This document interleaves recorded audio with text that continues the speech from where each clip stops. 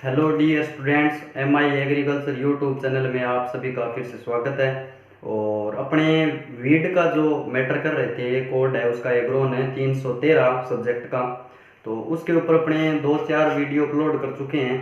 आज पीछे का थोड़ा टॉपिक बचा हुआ है अपना वीड का। जो वीड चल रहा था, अपने वीड के अंदर अपने क्लासिफिकेशन देख रहे थे। क्या देख रहे थे? क्लासिफिकेशन, यानी क्लासिफिकेशन वीड का कर रहे थे। उसके अंदर कुछ ऐसे पार्ट बचे हुए हैं जो अपने अब डिस्कस करेंगे। क्लासिफिकेशन की एक वीडियो आ चुकी है अपने, उसके ऊपर अपने थोड़ा बहुत 5-6 पॉइंटों के ऊपर अपने बात कर ली थी। अब क्लासिफिकेशन में जो पॉइंट्स बचे हुए हैं उसके ऊपर मैं बात करने जा रहा हूँ। तो 1 नंबर पॉइंट अपने डी तक पहुँच चुके थे। अब F पॉइंट का अपने बात करेंगे। जो प्रीवियस जो वीडियो है, मेरी पहली जो वीडियो है उससे इससे पहले जो वीडियो आई थी उसके अंदर आप देखोगे तो डी तक अपने क्लासिफिकेशन को कंप्लीट कर लिया था। अब उसका क्लासिफिकेशन है खरपतवारों का कुछ विशेष वर्गीकरण है।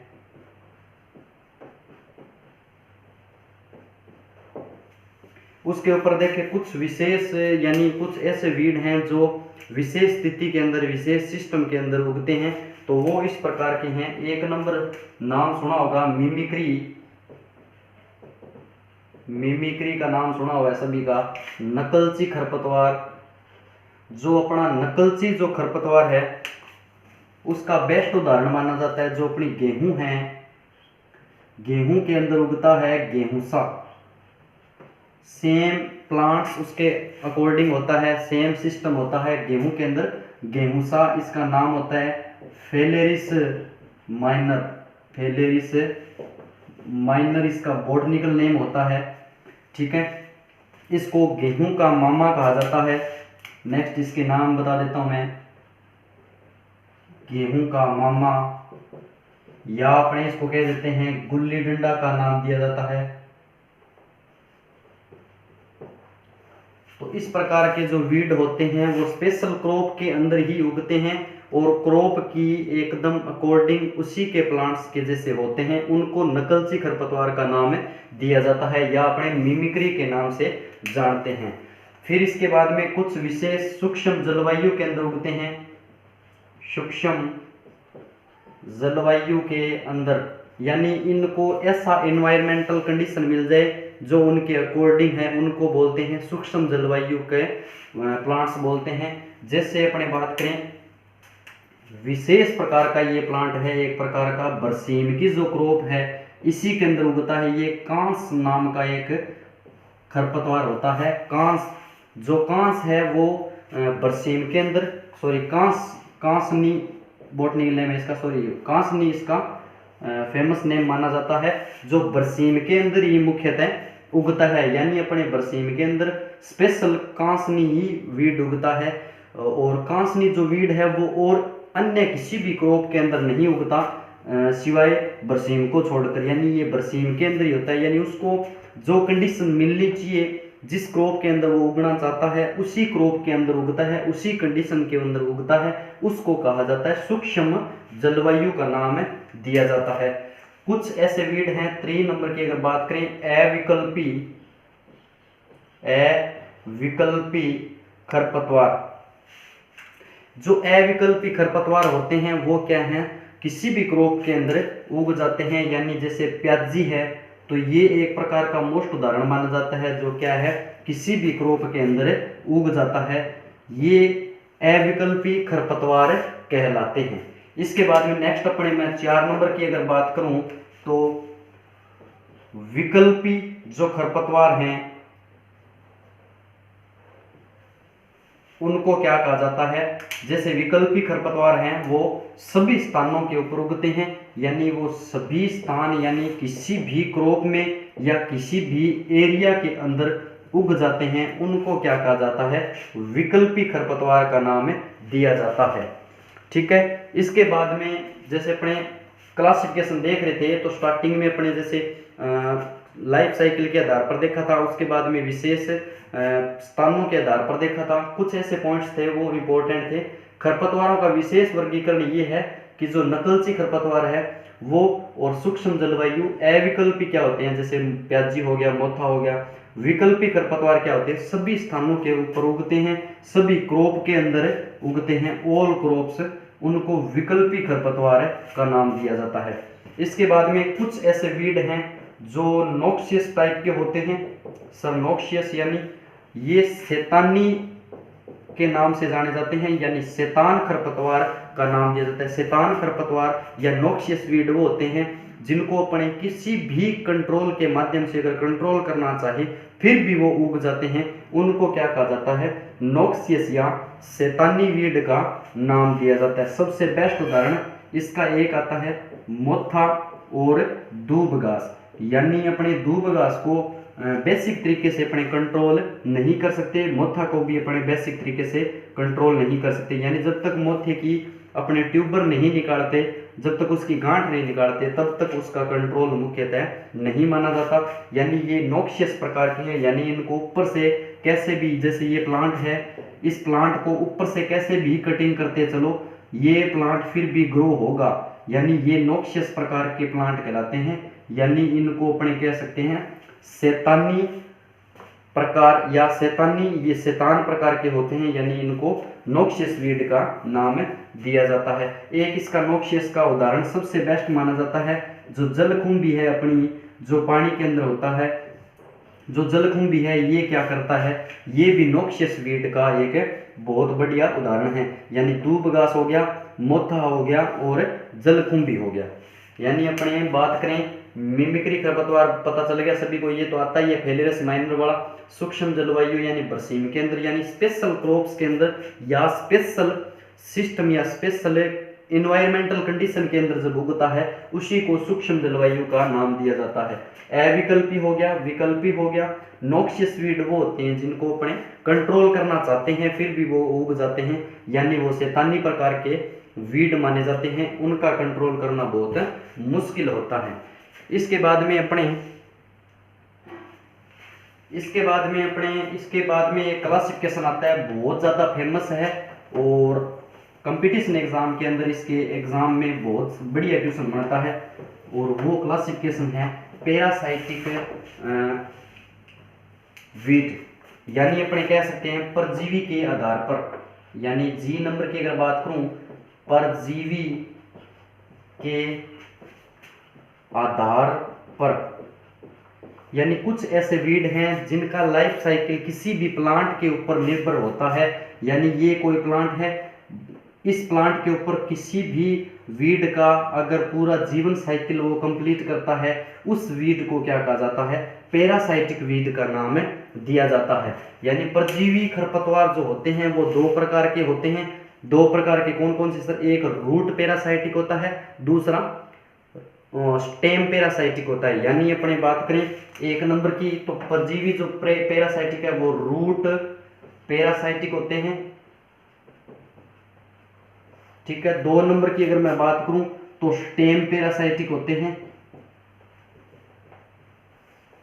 अब एक नंबर जो रूट पैरासाइट हैं, यानी जो रूट के ऊपर अपना जीवन साइकिल कंप्लीट करते हैं उनको रूट पैरासाइटिक बोलते हैं या जड़ परजीवी बोलते हैं। जो स्टेम के ऊपर यानी तने के ऊपर जो अपना जीवन साइकिल कंप्लीट करते हैं उनको स्टेम पैरासाइटिक का नाम दिया जाता है। यहाँ से क्वेश्चन बहुत बढ़िया बनता है। अब बात करते हैं अपने रूट जो है पैरासाइटिक वो कितने प्रकार के होते हैं और जो स्टेम पैरासाइटिक है वो कितने प्रकार के होते हैं। तो एक नंबर की अगर बात करें अपने इस क्लासिफिकेशन की, जो रूट पैरासाइटिक है वो दो प्रकार के होते हैं। यानी एक नंबर की बात करें टोटल रूट पैरासाइटिक और दो नंबर होता है सेमी रूट पैरासाइटिक। इसी भी तरफ अपने आएंगे तो इसी में टोटल स्टेम पैरासाइटिक और दूसरे के नाम ले अपने सेमी स्टेम पैरासाइटिक। यानी अपने कह सकते हैं जो स्टेम पैरासाइटिक है वो दो प्रकार का होता है, total root semi, total stem और स्टेम वाला और सेमी स्टेम। और इसके बाद में अपने रूट पैरासाइटिक की अगर बात करूं तो ये भी दो प्रकार के होते हैं, root parasitic, total root parasitic और सेमी रूट पैरासाइटिक। यानी पूर्ण जड़ परजीवी और अर्ध परजीवी, और ये भी हो गया पूर्ण तना परजीवी और अर्ध तना परजीवी, यानी अपने कह सकते हैं टोटल स्टेम और सेमी स्टेम। इसके अंदर अपने उदाहरण अगर देखें, सबसे बेस्ट उदाहरण इसका माना जाता है जो टोटल पैरासाइटिक जो रूट है वो ओरोबंकी होता है, ओरोबंकी का नाम आता है। और ओरोबंकी जो है वो तंबाकू के क्रॉप के अंदर होता है, यानी ये जो तना परजीवी जो जड़ परजीवी है टोटल जो वो क्या करता है तंबाकू के प्लांट्स के ऊपर क्या करता है अपना जीवन साइकिल कंप्लीट करता है। उसका मुख्य उदाहरण ओरोबंकी का नाम आता है। इसके बाद में अपने बात करें सेमी रूट, सेमी रूट की अगर बात करूं तो इसके अंदर फेमस उदाहरण आता है स्ट्राइगा। कौन सा? स्ट्राइगा। जो स्ट्राइगा जो वीड है, स्ट्राइगा जो वीड है वो जवार प्लस बाजरा मक्का के अंदर मुख्यतः होता है। ये जो अर्ध जड़ परजीवी का नाम है, यहाँ पे अर्ध जड़ परजीवी कौन सा है? स्ट्राइगा है। जो स्ट्राइगा जो वीड है वो किस क्रॉप के अंदर होता है?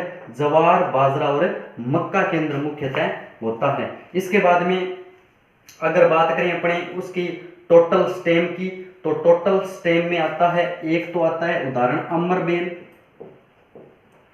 अमरबेल जो वीड ही माना जाता है एक अमरबेल, ठीक है। टोटल स्टेम जो है अपना यानी पूर्ण तना परजीवी जो है वो अमरबेल है। अमरबेल किस में होती है? मुख्यतः चारा वाली फसलों में होता है। ये रिज का जो मुख्य क्रॉप है इसके अंदर ये मुख्यतः होती है, यानी जो अमरबेल है वो रिज के क्रॉप के अंदर मुख्यतः होती है। इसके बाद में अपने बात करें जो सेमी स्टेम है, सेमी स्टेम की अगर बात की जाए तो अमरबेल हो गया यहाँ पे रिज का, और ये सेमी स्टेम जो होएगा वो हो गया लोरेंथस।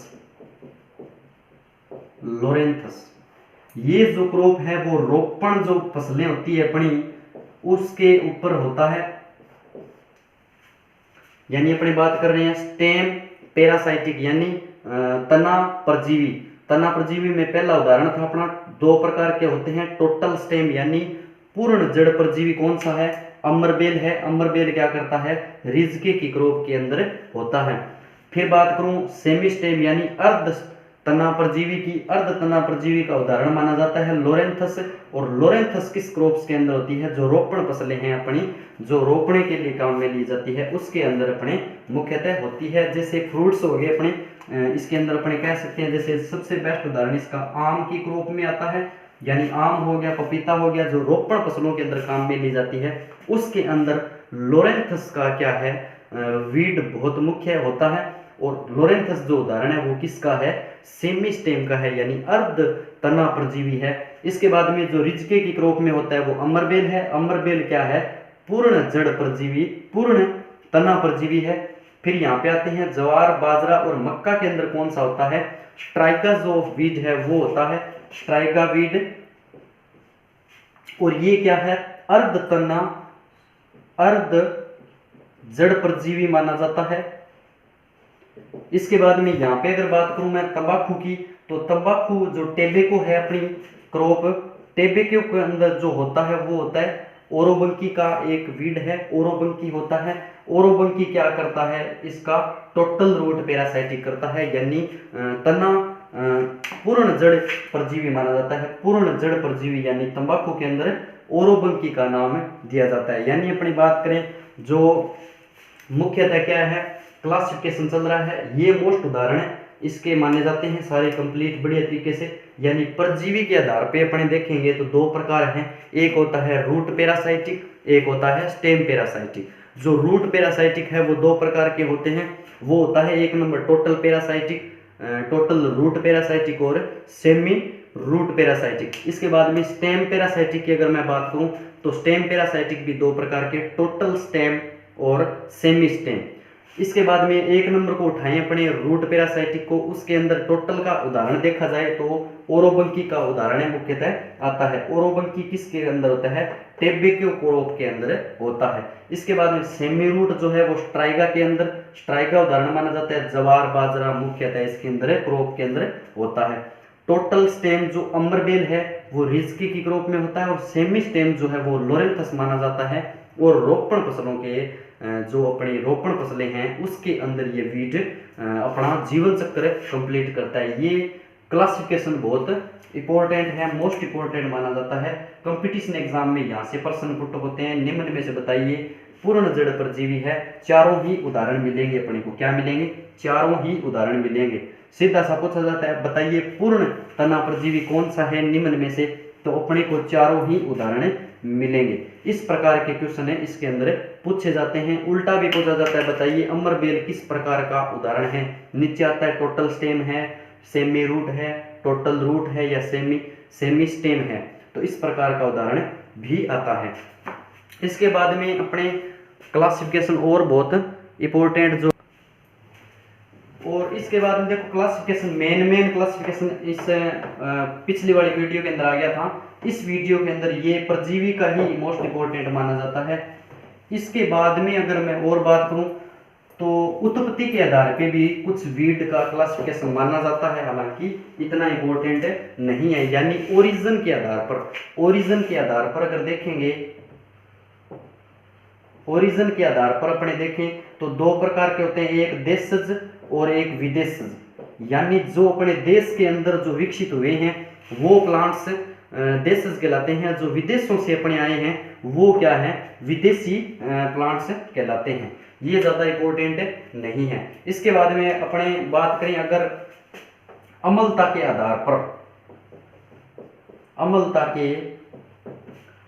आधार पर अगर अपने क्लासिफिकेशन देखें कि लवणीय मृदा में कौन से वीड होते हैं, अम्लीय मृदा में कौन से वीड होते हैं, लवणीय मृदा में कौन से होते हैं, इस प्रकार क्षारीय मृदा में कौन से होते हैं, इस प्रकार के अगर अपने देखेंगे तो एक प्रकार अपने यहाँ पे बात करें अगर अम्लीय मृदा में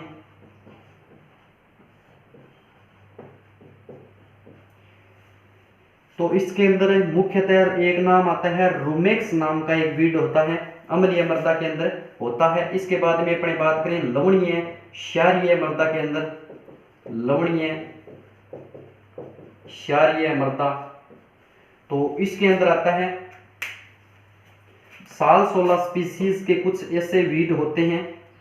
साल 16 स्पीसीज के वीड जितने भी होते हैं वो क्या है? लवणीय क्षारीय मृदा के अंदर आते हैं। अम्लीय मृदा में रूमेक्स हो गया, पेरिडिसिम हो गया, ये कुछ ऐसे वीड हैं जो क्या करते हैं? अम्लीय मृदा के अंदर उगते हैं। और लवणीय क्षारीय मृदा के अंदर साल 16 स्पीसीज के वीड उगते हैं। इसके बाद में जो नेचुरल या नेट्रोफाइल बोलते हैं, एक प्रकार से नेट्रोफाइल, तो इसका एक उदाहरण मान जाता है एसीफाइटा इंडिका। इस प्रकार के जो उदाहरण होते हैं वो क्या करते हैं? नेट्रोफाइल या न्यूट्रल भूमि के अंदर माने जाते हैं। लवणीय क्षारीय मृदा की बात करूं तो साल 16 स्पीसीज के वर्ड आते हैं। अम्लीय मृदा में रूमेक्स और पेरिडिशियम जैसे वीड क्या हैं? मुख्यतः उगते हैं। और अपने बात करें इसके बाद में अगर क्लासिफिकेशन देखें, ये इतना ज़्यादा मोस्ट इंपॉर्टेंट नहीं है, मोस्ट पैरासाइटिक वाला ही था। इसके बाद में जैसे ओरिजिन की बात करें तो उत्पत्ति के आधार पर देशज और विदेशज के उदाहरण माने जाते हैं। जो इसके बाद में अम्लता के आधार पर देखें तो अम्लीय मृदा में रूमेक्स और पेरिडिशियम हो गया, लवणीय क्षारीय मृदा में 16 स्पीसीज के कुछ ऐसे वीड हैं जो इसके अंदर उगते हैं। नेट्रोफाइल या एसिटोफाइला इंडिका, इस प्रकार के जो वीड हैं वो क्या करते हैं? मुख्यतः इसके अंदर ग्रो होते हैं। इसके बाद में अगर क्लासिफिकेशन एक और छोटा सा देखो, इसमें मोस्ट जितना क्लासिफिकेशन था मैंने फर्स्ट वीडियो के अंदर दे दिए थे। ये शॉर्ट है और इसके अंदर अपने वीड का क्लासिफिकेशन ही कंप्लीट करेंगे। फिर देखते हैं मृदा के आधार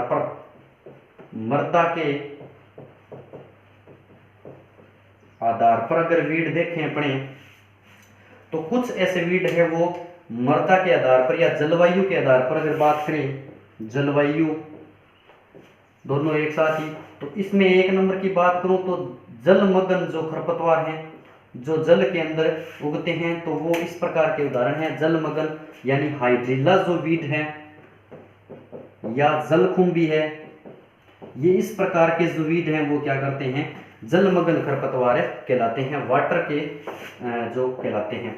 इसके बाद में अपने रेगिस्तान की अगर मैं बात करूं, डेजर्ट एरिया की, डेजर्ट एरिया में जो है वो नागफणी या जड़बेरी का उदाहरण आता है अपने सामने, नागफणी, जड़बेरी, इस प्रकार के जो उदाहरण होते हैं वो रेगिस्तान के अंदर मुख्यतः माने जाते हैं।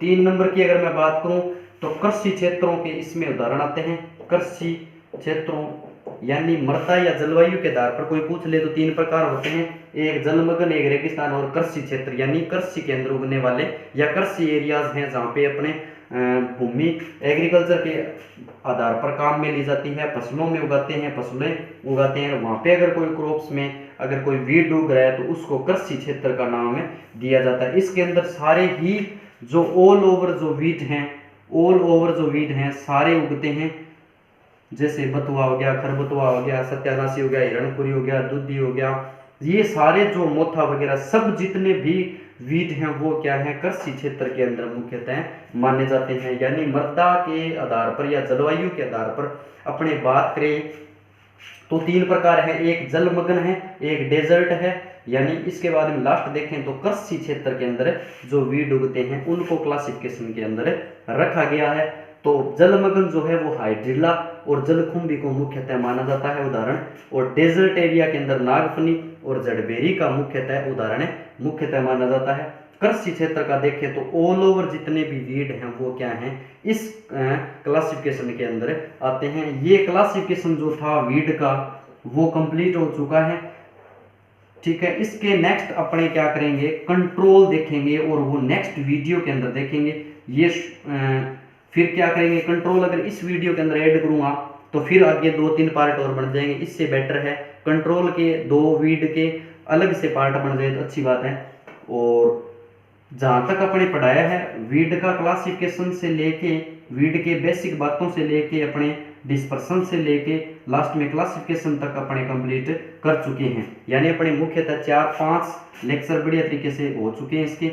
इसके बाद में जो मुख्यतः कंट्रोल बचा हुआ है, कंट्रोल 3 प्रकार का है, वो मैं बताऊंगा नेक्स्ट वीडियो के अंदर। आज इतना ही बढ़िया है कि इसके अंदर अगर ऐड करेंगे कंट्रोल तो ये वीडियो पहली बात कंप्लीट नहीं होगी, लॉन्ग जाएगी, और नेक्स्ट वीडियो फिर आगे 3 पार्ट बन जाएंगे। इससे बेटर है कि 2 पार्ट उसके बना दिए जाएं तो बढ़िया है। तो बढ़िया नोट्स बनाते रहो। ये थोड़ा सा बच गया था इसके अंदर, इसलिए मैंने क्लासिफिकेशन को थोड़ा सा नेक्स्ट वीडियो में अपलोड किया है। तो थैंक यू, धन्यवाद।